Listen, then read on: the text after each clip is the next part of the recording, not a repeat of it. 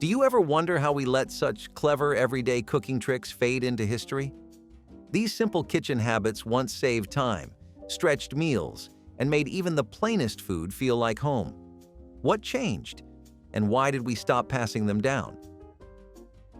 Bacon grease was not just a byproduct, it was a secret weapon. Kept in an old tin or jar right by the stove, it was saved from every breakfast and spooned into almost everything that needed cooking. Beans, greens, cornbread, gravy, it made each dish taste fuller, smokier, and like something you would eat on a cold morning in a warm kitchen. People scooped it out with a butter knife or scraped the top off with the edge of a spoon.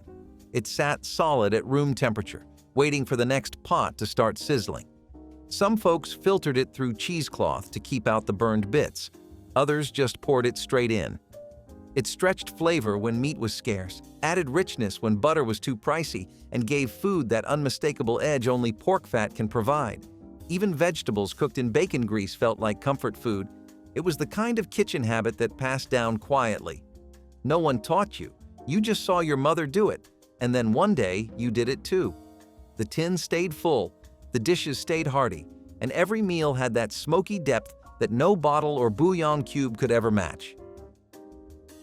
Mock apple pie was the dessert that fooled everyone, even the people eating it.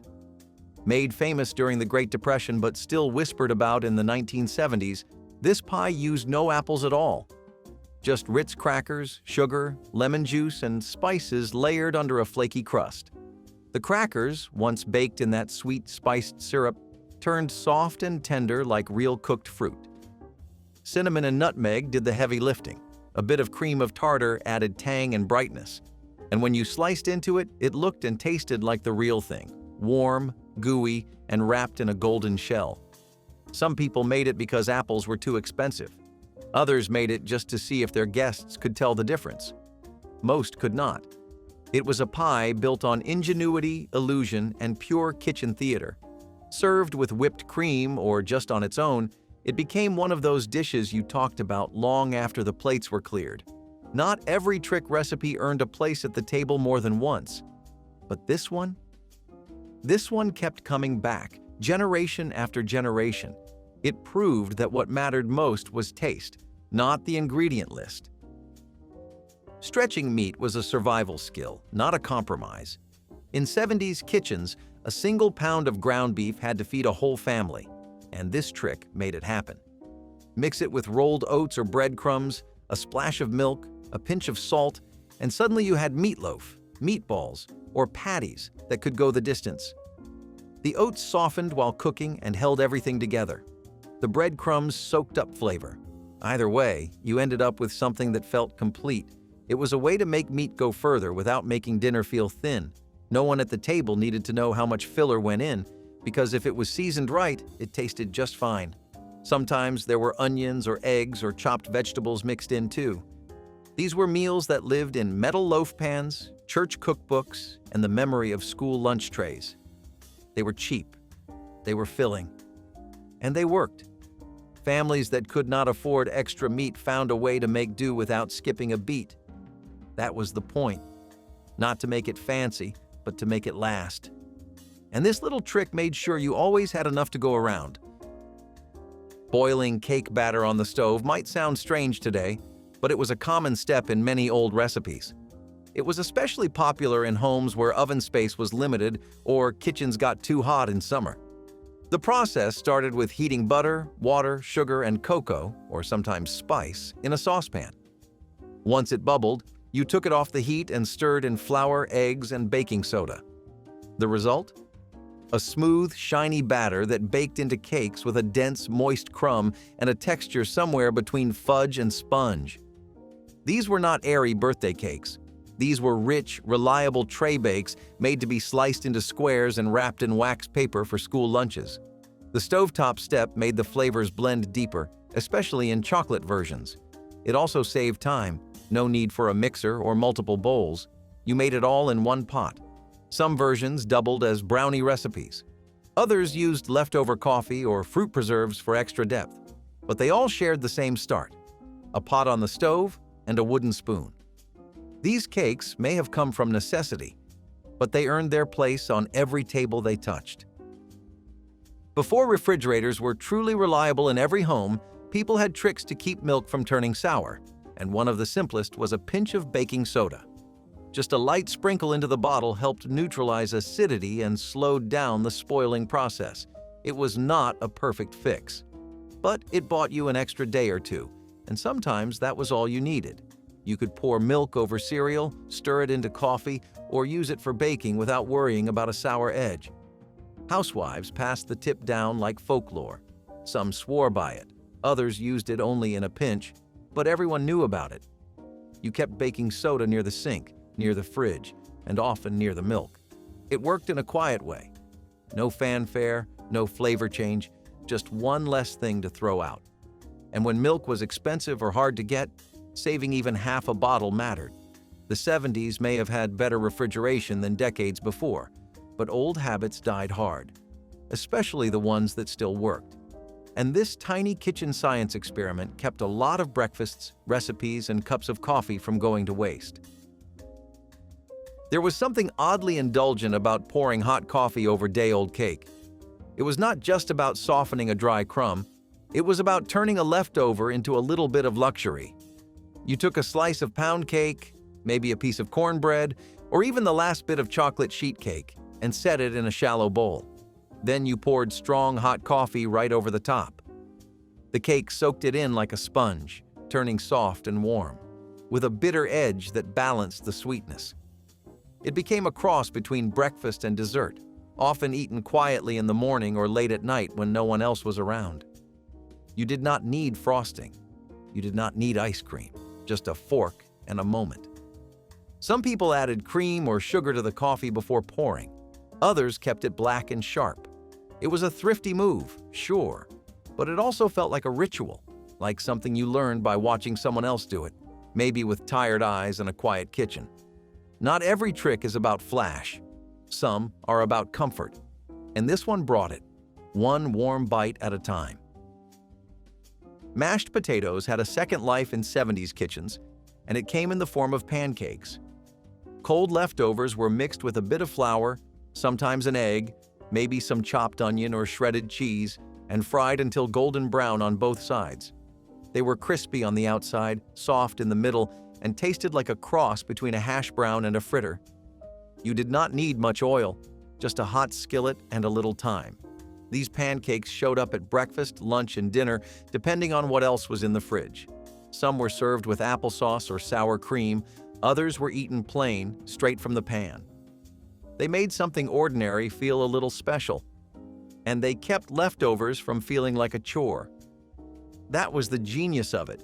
You took what you had, gave it a quick flip in the pan, and made something people actually looked forward to eating. No waste, no fuss. Just one more way to stretch a meal a little further. And in a decade where budgets were tight and creativity was everything, these potato pancakes earned their place on plates across the country. If you did not have buttermilk, you made it. That was the rule, and all it took was a tablespoon of vinegar stirred into a cup of milk. Wait a few minutes, let it curdle slightly, and you had the tangy liquid you needed for pancakes, biscuits, cornbread, or whatever else the recipe called for. It was a kitchen magic trick that every home cook knew, passed down with a shrug and a smile. Just use vinegar, they would say. And they were right. The acid gave baked goods a lift. It activated the baking soda, and it added that sour flavor that made everything taste like it came from a country kitchen. Some people used lemon juice instead. Some used cream. But the vinegar trick was the most common, cheap, fast, and always reliable. It saved you a trip to the store and saved a recipe from falling flat. In kitchens where nothing went to waste and everything was done by hand, tricks like this made all the difference. It was not about cutting corners. It was about knowing the ones worth taking. Raw onions can bite back. But in the 70s, if you wanted to tame that bite, especially for sandwiches or potato salad, you soaked them in salt water. A quick soak, 10 to 15 minutes, was enough to mellow their sharpness and make them more palatable. They still had crunch, they still had flavor, but the harsh edge softened, and the onion became a background note instead of the star of the show. This trick was especially common in picnic foods and summer dishes. Anything that needed raw onions but not too much kick. Cooks would slice them thin, drop them in a bowl of cold salted water, and let them rest while prepping the rest of the meal. By the time you were ready to serve, the onions were mild, sweet, and ready to blend in. It was not a showy trick, but it was one that stuck around, quietly making meals better with no extra cost. Some things you learn from cookbooks, others you learn by watching someone do it once and then never forgetting it. Canned tomato sauce had a reputation for being sharp, too acidic, too tinny, too flat. But there was a trick for that. Drop in a sugar cube, just one. It melted into the sauce, balancing the acidity and smoothing out the flavor without making it taste sweet. It was the difference between something that tasted from a can and something that tasted slow-cooked. You could also use a pinch of sugar or a spoonful of honey, but the cube was precise. No measuring, no guesswork. Some home cooks swore by it. Others added it secretly, never telling anyone what made their sauce taste better. It worked in spaghetti, chili, pizza sauce, anything with canned tomatoes. The sugar took the edge off, letting the herbs and garlic shine. In an era where convenience foods were on the rise but still needed doctoring, this trick made all the difference. It turned store-bought into something that tasted homemade. And like most of the best kitchen secrets, it was simple, small, and quietly powerful. Saving cereal crumbs might sound like a breakfast problem, but in the 70s it was a dinner solution. The bottom of every box, those tiny broken flakes or puffed bits, were too good to waste. Instead of tossing them out, home cooks swept them into a bowl, crushed them finer with a rolling pin, and used them to coat chicken or pork chops. Cornflakes were the most popular. They gave a golden, crispy crust that clung to meat and stayed crunchy in the oven. Sometimes they were mixed with salt or paprika. Sometimes they were just dumped from the bag onto the plate. Either way, they worked. It was a fast way to fake fried chicken without needing oil or breadcrumbs. The coating crisped up in the oven and fooled most people. It proved dinner did not have to be expensive to taste great. And it taught kids something useful. Nothing should be wasted, not even cereal dust. It might not have looked fancy, but it made for one satisfying crunch. If you grew up drinking coffee in the 70s, chances are you saw someone crack an eggshell into the pot. It sounds strange, but it had roots in pioneer cooking. The idea was simple.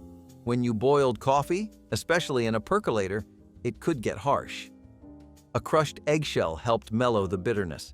The calcium in the shell bound to acid in the grounds, and the result was smoother and more drinkable. You did not taste egg. You just got a brew that went down easier. In homes where instant coffee was frowned upon and electric machines were new, this was how you made it right. It was like adding a pinch of salt, an old tweak passed down in hushed kitchen wisdom. Coffee was serious business, especially after a long day. And if all it took was saving your eggshells and rinsing them off, that was a small price to pay. People liked their coffee strong, but not bitter.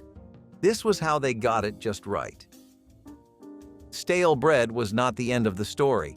In 70s kitchens, people revived it. All it took was a damp towel, a warm oven, and a little patience.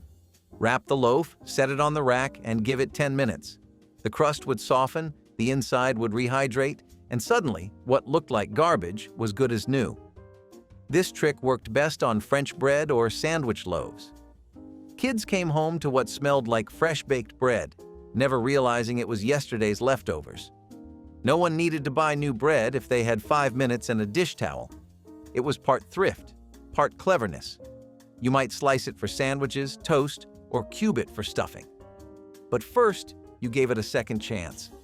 Bread was not something people wasted, not when it was the base of every meal. Even when you had just a few slices, this trick made them stretch further. It was not magic, but it sure felt like it. In the back of every freezer was a mystery bag. It was not filled with leftovers or frozen meals. It was filled with scraps. Onion ends, carrot peels, celery tops, chicken bones, and parsley stems all went into that one sacred bag. When it was full, it was soup night. You dumped the whole thing into a pot with water, added salt and pepper, and let it simmer into stock. Some families added a bay leaf. Others let the vegetables and bones speak for themselves. The broth was never the same twice, but it was always warm and rich. It became chicken noodle, barley, or rice soup, whatever you had. Nothing store-bought ever tasted as real, and it cost nothing. This was dinner made from what others tossed. It was the 70s way of making food stretch, not by cutting corners, but by using everything. Parents taught kids to save peelings not because it was charming, but because that was how food lasted. That was how you respected your groceries. The soup bag might not look like much, but it was gold. Potatoes baked in foil were fine, but in the 70s, the best ones went straight on the oven rack. No wrap, no tray, just a bare potato roasting until the skin turned thick and crispy. That skin was the point.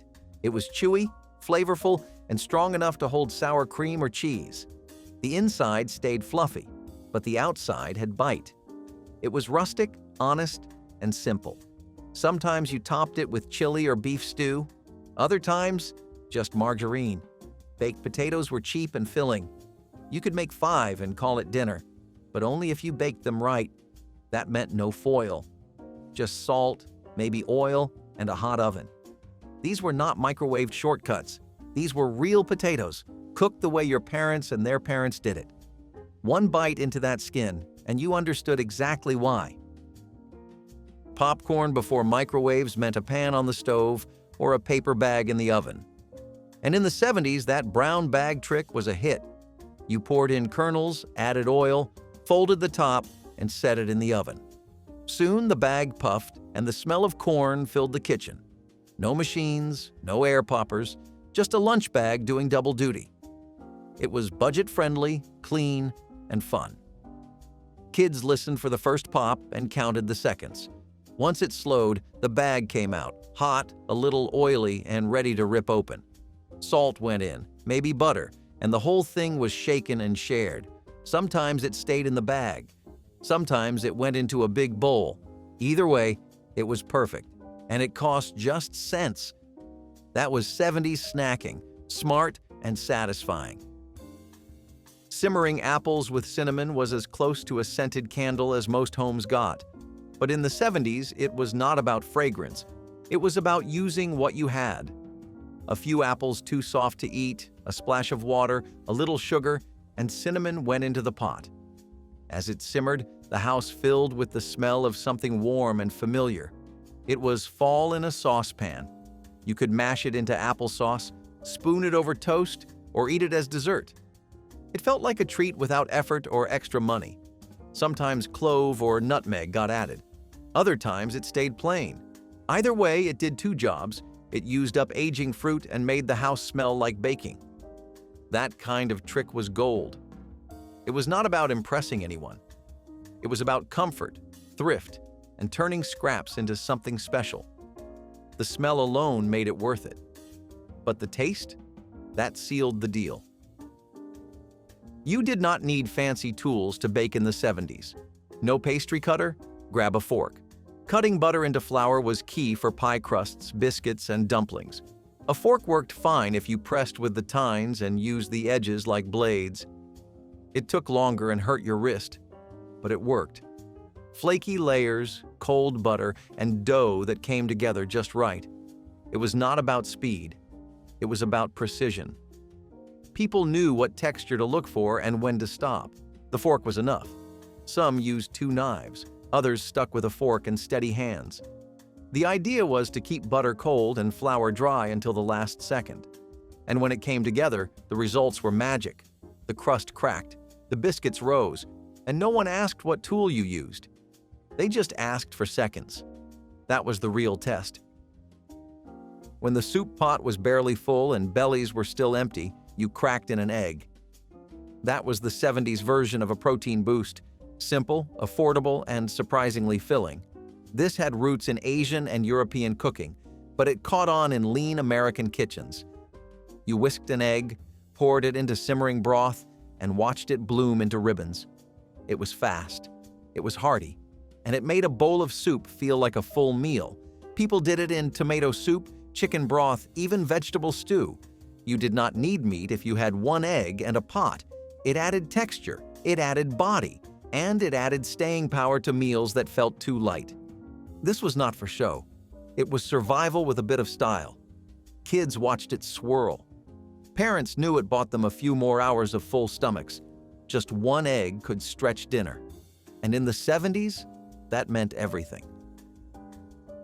Before parchment paper was easy to find in stores, people made do with what they had: wax paper, brown bags, or whatever lined their grocery haul. When cake pans needed lining, out came the scissors and a clean paper sack. You traced the pan, cut out a circle or rectangle, and laid it flat on the bottom. Grease it if you were feeling cautious. Or trust the old-timers who said it would pop right off. And most of the time, it did. Wax paper was a kitchen staple back then, not just for sandwiches, but for baking. It helped sponge cakes lift clean.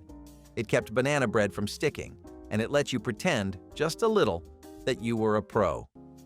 Some bakers even saved cereal box liners, wiped them clean, and repurposed them for cookie trays.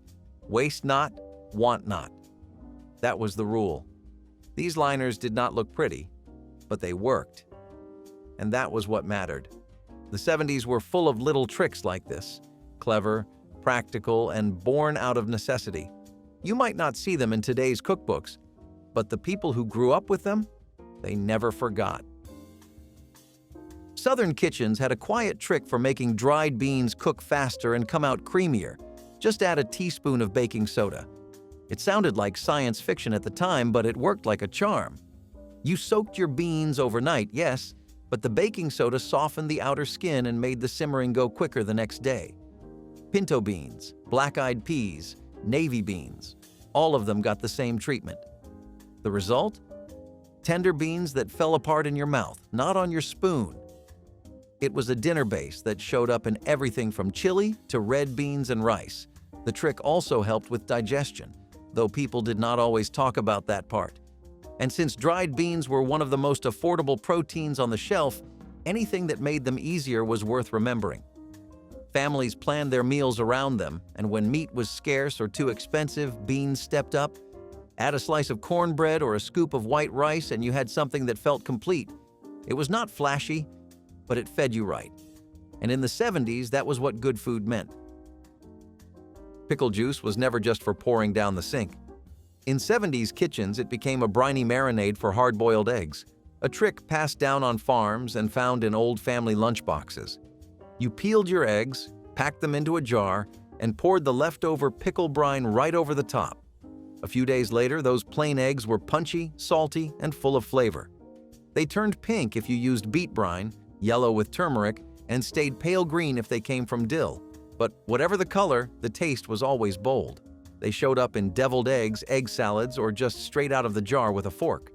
This was zero-waste cooking at its best. You got a snack, a topping, or a protein boost without spending a penny more. Grandmothers taught it.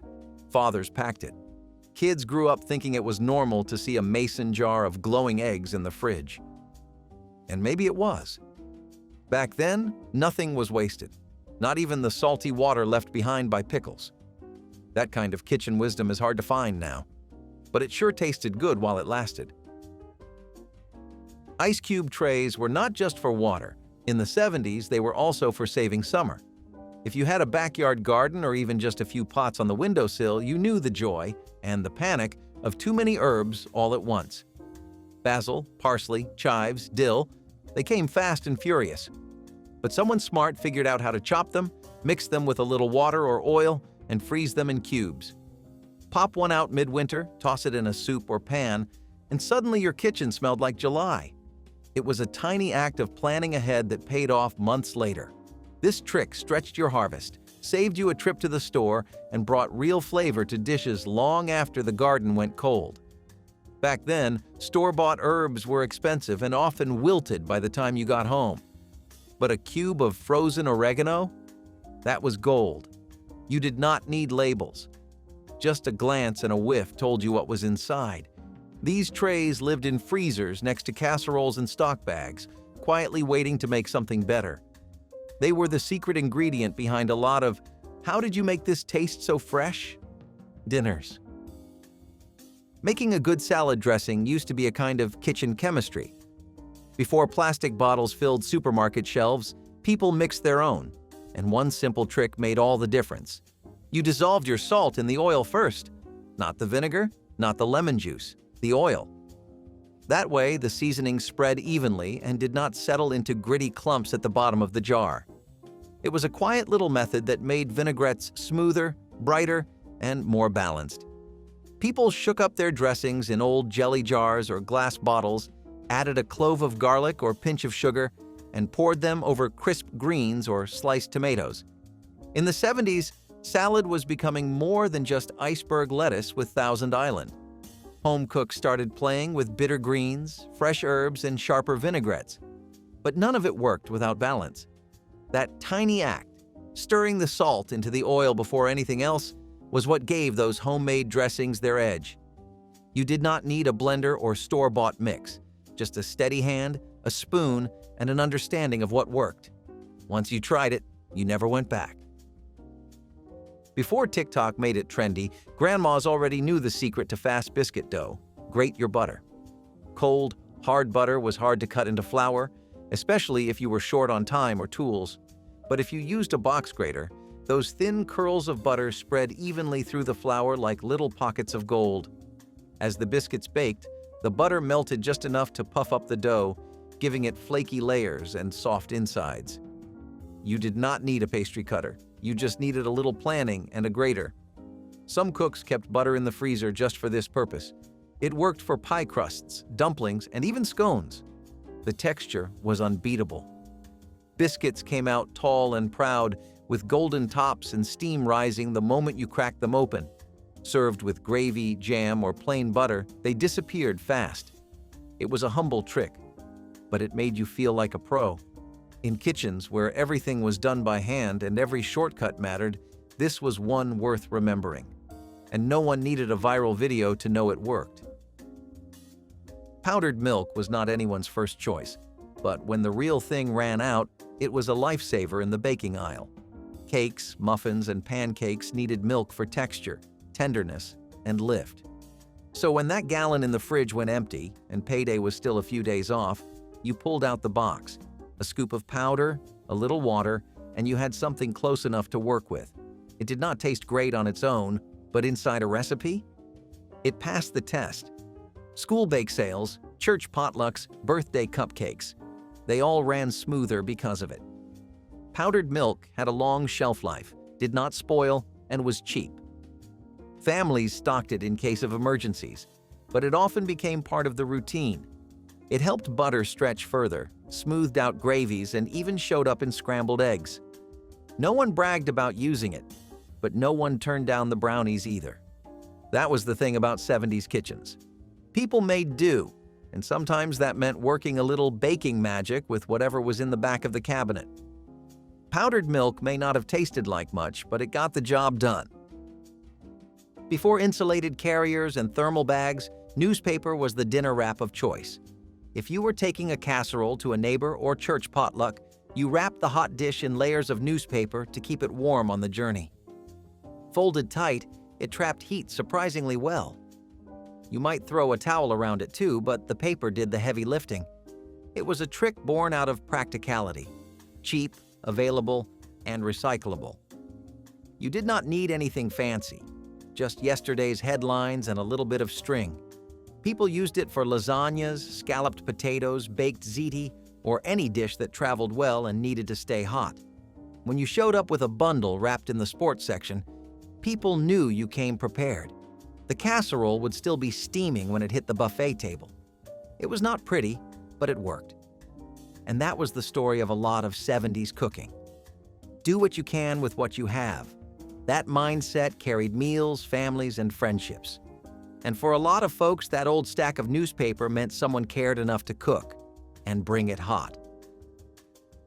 Brown sugar has a mind of its own. One minute it is soft and scoopable. The next it is a rock-solid lump buried in the back of your pantry. But in the 70s, home cooks had a fix. Drop in a slice of bread. Just one slice, placed into the container with the hardened sugar, would slowly release moisture and bring it back to life. Within a day or two, that brown sugar was usable again, fluffy, soft, and ready to measure. It felt like a miracle. This trick made its way through homemaker circles, recipe cards, and coffee club chats. Some swapped in apple slices or damp paper towels, but bread was the classic choice. It worked because it was simple, and it saved more than just ingredients. It saved effort. You did not need to chip away at a sugar brick or run it through a grater. Just a little patience and the wisdom passed down from someone who had seen worse pantry disasters. It was quiet kitchen knowledge, tucked between baking powder tips and pie crust repairs, and it worked. That was all that mattered. Before refrigerators did all the heavy lifting, cooks had to get creative with grease. If a soup or stew came out with a layer of oil floating on top, you needed a quick way to fix it, without waiting hours for the fat to rise and harden. That is where the cheesecloth trick came in. You wrapped an ice cube in cheesecloth or a clean rag, then skimmed it across the top of the pot. The fat clung to the cold surface and hardened instantly, sticking to the cloth and lifting away with each pass. It was kitchen sorcery. The broth stayed hot, the flavor stayed rich, but the grease was gone. This method saved dinner more times than anyone could count. Whether it was beef stew, chicken soup, or a pot of beans, this trick kept things tasting clean without losing heart. You could serve it faster, eat it sooner, and skip the skimming spoon entirely. It was one of those quiet hacks you learned by watching, not reading. A trick passed down, not written down, and it worked every single time. Limp lettuce did not always mean ruined dinner. In the 70s, if your greens looked tired, you gave them a cold shock. A quick soak in ice water with a splash of lemon juice brought wilted lettuce back to life. The ice firmed up the leaves. The lemon helped with color and crispness. After 10 minutes, that sad pile of greens looked fresh again, ready for a salad, sandwich, or dinner plate. It was not just for saving money. It was about saving meals. People did not toss food unless they had to. Every head of lettuce counted, especially if you were stretching groceries through the week. The trick was quiet, quick, and done without a second thought. You drained the lettuce, spun it dry, and served it like nothing had ever gone wrong. Most of the time, no one noticed. That was the goal. You learned to rescue what you could. And sometimes the smallest acts, like a bowl of water and a slice of lemon, made the biggest difference at the table. It was not fancy, it was just smart. Using pumpkin shells as nature's crockpots was one of the most visually stunning and practical techniques Native American cooks ever invented. Imagine carving out a big, sturdy pumpkin, filling it with a mixture of meats, roots, grains, and herbs, and setting it carefully near a low, steady fire. The thick pumpkin walls would slowly roast from the outside while the food inside simmered gently, absorbing all the sweet, nutty flavors of the squash itself. The pumpkin became pot, oven, and seasoning all in one, with no waste and no need for heavy metal tools. When the meal was ready, you simply cut into the tender pumpkin itself and ate it alongside the hearty stew it had helped create. It was a way of turning even the simplest gathering into a feast. And if you thought cooking in pumpkins was impressive, just wait until you see how native cooks used nothing but green leaves and open steam to create fish dishes that tasted like a gift straight from the earth itself. Wooden spoon collections were also a very typical sight in America during the 20th century. A lot of these things got as popular as they did because they lasted so long and were also pretty durable. Nowadays, it is very easy to get a replacement for something if it breaks or something goes wrong, but it was more of an inconvenience then. Wooden spoons didn't melt or warp even with daily exposure to heat, so they were used in nearly every aspect of cooking. Besides the practicalities of all of it, the aesthetic appeal was also really out there. They went along with most of the interior of homes back then, which was pretty wood-oriented, and the rustic charm and warm, dulcet tones of a well-stacked collection of wooden spoons really brought it all together. It's when the little things come together that a place really shines, you know? So, you're all no stranger to the concept of heat being really good at sterilizing things. That goes for pretty much every kind of food you've ever had, but it also goes for your bottles too. Why? Well, heat actually kills a lot more things than you might know. It kills pretty much any kind of bacteria, virus, and fungi. And while I'm not trying to imply you wouldn't know that, what I do think is that people, myself included, aren't aware of just how many bacteria there are on surfaces around us. Actually, the number is staggering. They all die of around 212 degrees Fahrenheit though, and that's the temperature of boiling water. This helps to completely obliterate most of these organisms on a cellular level, which is pretty metal if you ask me. The high temperature literally breaks them down into nothing, and they either become inactive because structurally they either just can't work anymore or they are outright killed. Pretty neat, right? Not only do you end up getting your water bottles sterilized, but they end up becoming as clean as they can be too. I bet you never thought of adding rice to your salt shakers to help keep the salt fresh and make sure it doesn't stick together, but it really does work. See, salt is good at absorbing moisture, but that doesn't mean that neat little property that we've discussed so much throughout this video doesn't come with some serious side effects. Salt ends up clumping together exactly because it's so good at keeping moisture in. And what's good at absorbing moisture from other things? Rice. Rice is amazing at doing this. It can even take it in from the air, so taking away some excess moisture from salt doesn't mean a thing to the tried and tested unit that is rice. As far as grains go, this one really comes in handy in all kinds of ways. Those large chunks of salt are really difficult to break apart any other way, but if you just throw in some rice into your result shaker, you'll find a world of convenience you didn't even know existed, and it was sitting under your nose all along. Floral china had a bit of a renaissance in the 20th century, and those crockpots always looked good with it. This was because Victorian design trends started having a big focus on ornate and floral prints, and china manufacturers listened as soon as the trend popped up. They wanted to put out more and more floral designs to attract more of an audience, and they especially wanted to get ahead early in the rat race involving dinnerware sets. These sets started becoming very widespread, and most would come with floral designs, and it was like a whole new market with untapped sales for a lot of producers. As a result, you had every house loaded with matching fine china sets that always looked like a painting, or had every kind of flower you had seen in your life on a different plate. The original food dehydrators were not made of wires, plastic, or electricity. They were built from nothing but wood, patience, and the heat of the sun itself. Native Americans constructed simple wooden frames, stretching thin strips of meat across them like rough tapestries. Exposed to sunlight and fresh air, the meat would dry slowly, losing its moisture but locking in all the rich, smoky flavor.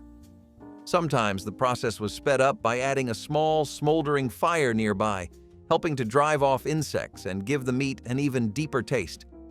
It was a way of preserving precious food without ice, salt, or chemicals, and the result was nothing short of incredible. Chewy, flavorful strips that could last for weeks or even months. Every bite told a story of the land it came from. Every piece was survival packed into a pocket-sized meal. Jerky might be trendy today, but it started here, with hands stretching meat under a fierce sun and trusting the earth to do the rest. But when it came to sweetening up meals and treats, they had another secret up their sleeves, and it did not involve sugar at all. Grandmas thought that rolling pins were pretty essential to a good baking session. You could not go a day without seeing one be put to use, as it was just a very multi-purpose tool that helped in every way possible. You could flatten dough with them, roll out a pie crust or a tart crust, as well as the doughs for cookies. You could get cookie dough to a very precise thickness with a rolling pin, and many a wonderful batch of gingerbread, shortbread, and red velvet cookies, which were really popular back then, were rolled out thanks to these pins. In the hands of an amateur, they may not be the best tool, but in the hands of a veteran home chef that has been rolling and baking for most of their life, there was arguably no tool better than these pins. If you even needed to make croissants, puff pastry, or donuts, you could use rolling pins. And if you wanted to save a little on birthday costs by baking a cake at home, that was pretty easy thanks to a grandma who knew how to work a pin. Salt is really good at quickly cleaning your iron pans. This happens for a few reasons, but two of them are that salt just happens to be inherently very abrasive, and it's also very good at degreasing. This helps food that's stuck on the pan and any grease that also won't go away to come off easily. You don't want to be damaging the surface of your pan after all. Why is salt like that though? Salt happens to be really coarse, and that makes it really good for situations where you would need an abrasive. Sprinkle just a little bit on a hot pan with a bit of leftover oil and start scrubbing with a cloth. You'll see the difference almost immediately, and that's all thanks to the coarseness of salt. Why does salt work as a degreaser? Well, that's because when you use it alongside heat, salt changes its properties a little, as most things do when they come into contact with heat. Now, salt can help to absorb and break down greasy surfaces because it helps draw that grease away. Salt has a lot of good absorption properties too. It's really good at taking away moisture from other liquids and oils. It's also good for preventing some rust, but that's a little side tip I'm including for free. On the other hand, pemmican is a traditional food developed by indigenous peoples of North America. They were a very ideal way to preserve meat, fat, and berries all in one for long-term storage, and it's probably one of the earliest examples we have of portable food that was put in a compact form because it needed to. It was ideal for travel, trading, and quick consumption, all factors that American industries and companies would keep in mind going forward. How does all this work, though? Bison, deer, and elk are all good sources of lean meat and were herded by indigenous peoples for a long time. All the meat from these animals would be dried, either through sun-drying it or through smoking it. In place of that, rendered fat like tallow would be mixed with the powdered dried meat, and this would seal the meat, preventing any air from interacting with it and excess moisture ruining the drying process. Berries also would contain acidic compounds and antioxidants that would help kill microbe activity overall and help reduce spoilage, and the final mix of this would be molded into cakes and balls and put into compact containers. If you made pemmican properly, it could actually last all year or even more than that, and it was packed with all kinds of nutrition that were important for a nomadic lifestyle. In short, this was a wonder food, and it was built to take care of everything you would need nutritionally. Ash baking was one of the most brilliant and humbling ways Native American cooks created bread without any tools, fancy ovens, or even a proper surface. When you needed to eat, you did not wait for the perfect setup. You dug into the earth itself. Dough was shaped into rough rounds and placed directly onto a bed of hot ashes and embers, then gently covered with more hot ash. The bread would cook slowly, surrounded by a blanket of heat, becoming crusty on the outside and pillowy soft on the inside. If a little ash clung to it, so be it. You brushed it off and bit into a smoky, earthy flavor that modern kitchens would pay fortunes to recreate. It was cooking stripped down to its raw, purest form, food born right from fire and earth. Today, ash-baked bread might seem primitive, but taste one bite of it, and you will understand exactly why this method lasted for centuries. And if you thought bread from ash was wild, wait until you hear how native chefs used cactus to transform even the toughest, most stubborn pieces of meat into buttery, tender feasts. If you would bury root vegetables in the crown, then you were literally taking advantage of the natural regulation of the earth. This was a common practice that people did to keep vegetables as fresh as they could be and extend their shelf life, and it was something you'd see a lot throughout the winter. Basically, in the colder months, since the ground tends to maintain a consistently cool temperature, it helps slow the metabolic process of most vegetables down. This helps to stave off the decaying process, but the temperature of the soil during the winter is actually a lot lower than you think. It's literally just a few degrees Fahrenheit above the freezing point, and this way, not only do you get to preserve your fruit, but the overall nutritional content and texture get preserved too. Most vegetables also really need to be hydrated properly, or they'll shrivel up and die, and soil acts as a natural wellspring of moisture, so you get that covered easily.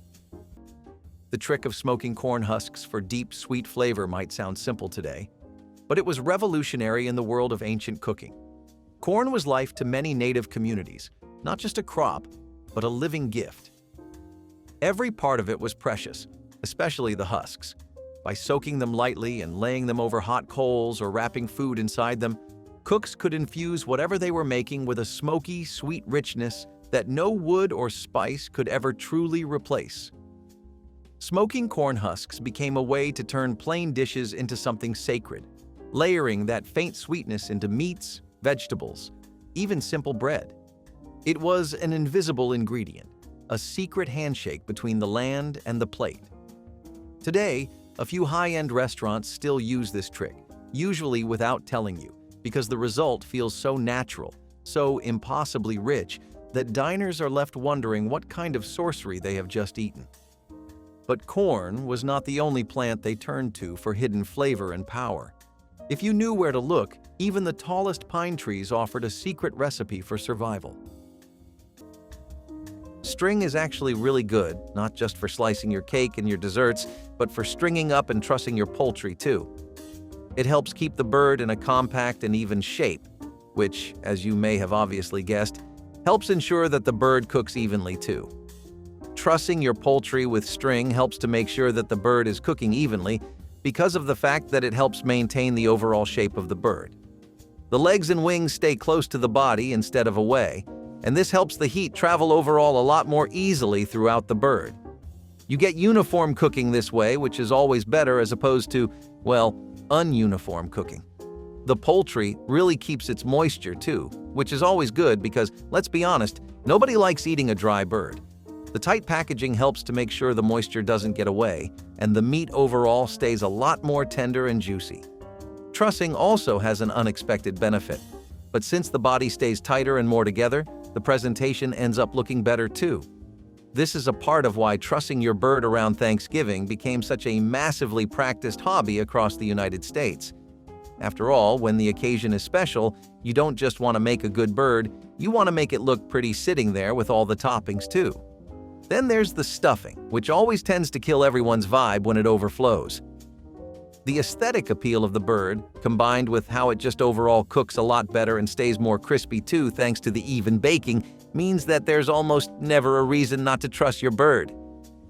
Now, you've probably heard your grandmother emphasize the importance of always keeping your pasta dry. But have you ever thought about why that is? The thing with drying pasta is that besides just avoiding basic issues like how it clumps together, becomes the worst thing ever to eat, and just loses its freshness, you really just want to preserve pasta because of one simple concept: moisture content. Like we've discussed before, moisture is something that bacteria and mold need desperately to grow. If they don't get it, they're liable to have a breakdown, figuratively and literally. This is why drying pasta has been such a tradition in Italian culture and just about everywhere that popularly consumes it. Drying your pasta reduces the water content by a good 15%, and that helps the pasta achieve a much higher shelf life.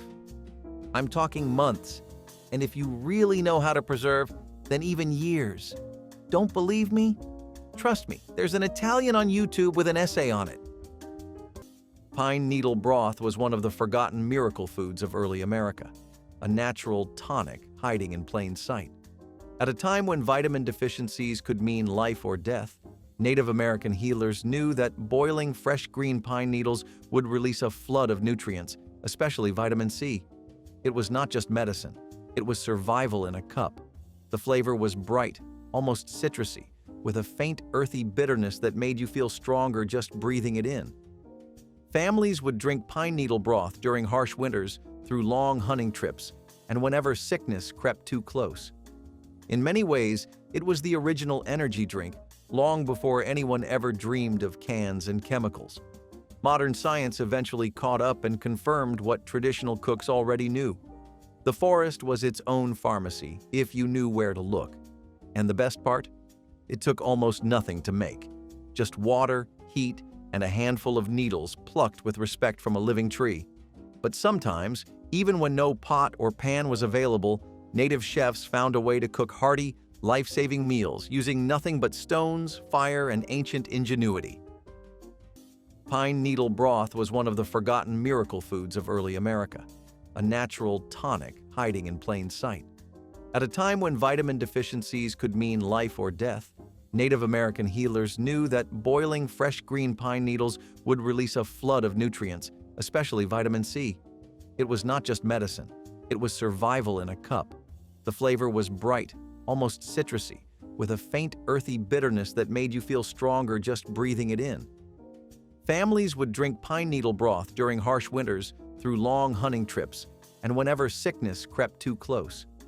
In many ways, it was the original energy drink, long before anyone ever dreamed of cans and chemicals. Modern science eventually caught up and confirmed what traditional cooks already knew.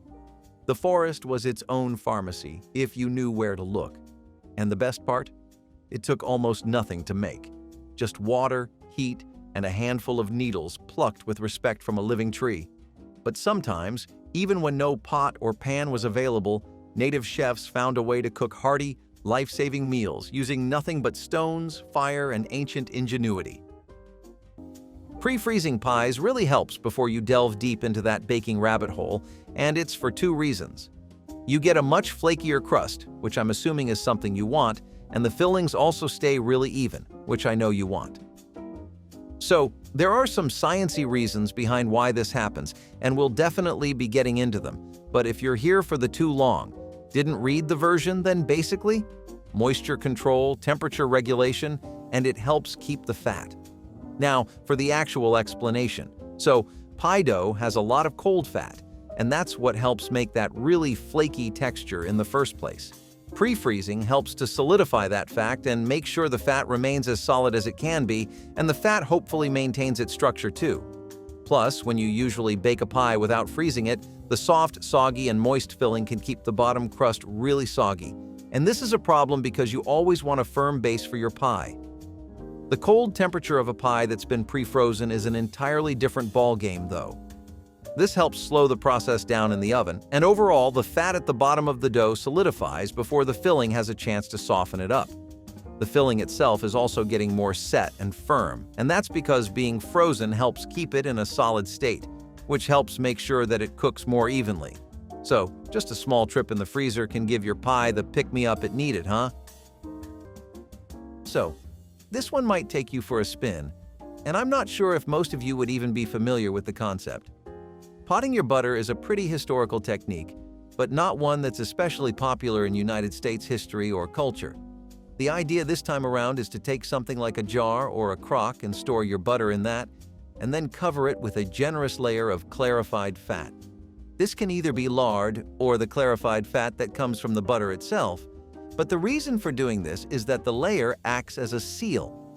It helps to keep the butter fresh, and that's because the water and milk solids from butter are removed. What you get is pure, unadulterated butterfat left. Since it is pure, it's less likely to spoil in comparison to whole butter. Protecting it from the air also does the usual routine of keeping it safe from airborne germs and microbes. People used to do this a lot because in rural areas, even when refrigeration was a thing, it hadn't become a widespread or accessible practice. In cold places, for example, the mountain ranges here, storing these pots in dark basements would help push the shelf life up even more. Cactus as a natural tenderizer sounds almost too strange to believe, but it was an everyday trick in many native kitchens. Certain varieties, like prickly pear, are packed with natural enzymes that break down tough muscle fibers in meat. By rubbing raw cactus slices over a piece of game meat, or even marinating it in cactus juice, they could turn chewy, sinewy cuts into tender, flavorful meals that needed almost no extra cooking. It was pure kitchen magic, pulled straight from the harshest landscapes. In places where hunting was hard and every scrap of meat mattered, this trick was not just clever, it was survival. No waste, no frustration, just another example of how nature handed over its secrets to those who knew how to listen. The best part is that cactus does not mask the flavor of the meat. It simply softens it, letting the real richness shine through. Even today, modern chefs have started waking up to this forgotten genius. But it was not just fresh meals that mattered. When you needed to carry food across miles of wilderness, you needed another skill altogether: the incredible art of sun-drying meats under the open sky. So, you really want that aesthetically perfect slice of cake, right? The one that looks like it's right out of a TV ad? The one that just looks wonderfully symmetrical and like it was cut by a pro? You can't get that with a knife, despite what the TV shows. We've all been there, friend. I'll let you in on a little secret too. They probably don't use knives either. When you start with a knife, especially if the blade is dull or blunt, then the pressure that the knife gives off might cause some pretty uneven compression throughout the cake, This can happen because of the knife or just you using too much force, but whatever the cause, you get uneven slices as a result. However, you don't get this problem with a string line. Know why? String lines create uniform pressure across the entire surface of the cake. You can pull the cake through the cake without much force either, unlike a knife, where you'd kind of have to try to push down. These two factors make string lines almost irreplaceable when it comes to slicing cake, because it means you get the most even slice with the least amount of force. Also, have you ever noticed the way cake sticks to knives? Strings don't really have that problem because of their thinness. Knives, on the other hand, are prone to dragging a lot of the cake with them. Honey preservation is basically one of the few bounties of nature that will almost never betray you. It's good for your skin. It helps to boost your gut health. It doesn't ever go bad. And now I'm going to tell you all about how it preserves itself better than anything else. So, the thing with honey is that the super low moisture content in honey basically makes it impossible for any of the icky and nasty stuff we've gone over so far to grow or even get a chance to come into existence. Honey's also really acidic, and it falls anywhere between 3.2 and 4.5 on the pH scale. This helps to curb stomp the growth of any gross bacteria and fungi, so it's got a natural preservative quality in that. Anything that's got a strong acidic background naturally will do that. But honey works better for a few other reasons, like how honey naturally exudes something called glucose oxidase. When you combine this with just glucose, or sugar, you get hydrogen peroxide. This is a natural microbe hunter, and it basically destroys bacteria on site. Honey has a high sugar content already and is largely made up entirely of glucose and fructose, so go figure. Long story short, the thing is just built different and built strong. Potatoes are really starchy, and this gives them a lot of benefits outside the kitchen and your plate of food too. It helps them take away any kind of excess salt from your dish by just making sure that you don't have excessive moisture. As we have gone through so many times in this video already, the moisture amount in your food needs to be just right for a lot of things to work, as they ideally should. Potatoes, being composed almost entirely of starch, have a massive capacity for absorbing all kinds of liquids. You put raw potatoes into some kind of soup, stew, or sauce, and just watch as it takes away the liquid and salt. Most of the salty liquid gets absorbed by the potatoes thanks to a process known as osmosis. This is what happens when liquids or water move from one object to another to balance out the overall concentrations. The starches of the potato help to make a membrane that helps to draw the liquid into the potato. Plus, besides just that, potatoes are really good at diluting salt. Why does this help? It helps to keep the salt-to-food ratio low, which ensures that your steak or burger is just the right amount of bitter and not overpoweringly so. All in all, a little potatoes on the side have more benefits than you'd initially expect. Clay pot slow cooking was not just a recipe. It was a way of pulling flavor out of the earth itself. Native American communities would form thick-walled pots from river clay, baking them slowly in open fires until they were strong enough to hold the richest stews and slow-roasted meats you can imagine. The secret was patience. Cooking meat in these pots over smoldering coals allowed the juices to stay trapped inside, cycling through the dish again and again, infusing every bite with pure, concentrated flavor. No fancy Dutch oven, no stainless steel miracle cookware. Just ancient craftsmanship and a bond with nature so strong you could taste it. The slow, even heat of a clay pot gave even the toughest cuts of meat a tenderness you would not believe unless you had tried it. In a world before timers and thermostats, this was real mastery. And the taste? It was as close to magic as food can get. But clay was not the only tool they used to summon incredible flavors. Sometimes, the real secret was hidden in something even lighter than air, something that grew tall all around them: corn husks. Lye curing your fish has been the alkaline all-rounder for all your fish preservation-related needs for centuries. This traditional preservation method takes full advantage of lye and shows you just how much of an MVP it really is. This process actually goes back to the very early times of Asian cultures, and the reason behind how this works is pretty interesting. Lye as an alkaline solution raises the pH level of a fish by like 2 folds, And this would typically look like the fish being treated in a diluted solution of lye that's been mixed with water and salt. Basically, fish has a lot of protein in it, which, haha, is no surprise, right? What you might not know is that the alkalinity of lye disrupts that protein and makes it a lot more resistant to spoilage. It changes the whole structure, so now you don't just have protein, you have Protein Pro. Get it? I'll see myself out. Anyway, it doesn't just do those enhancements, it also boosts your catch of the day's resistance to those filthy microbes that keep popping up every 2 minutes. Pretty neat, right? Drop your favorite memory in the comments, hit like if dinner ever came wrapped in newspaper, and subscribe for more bites of the past.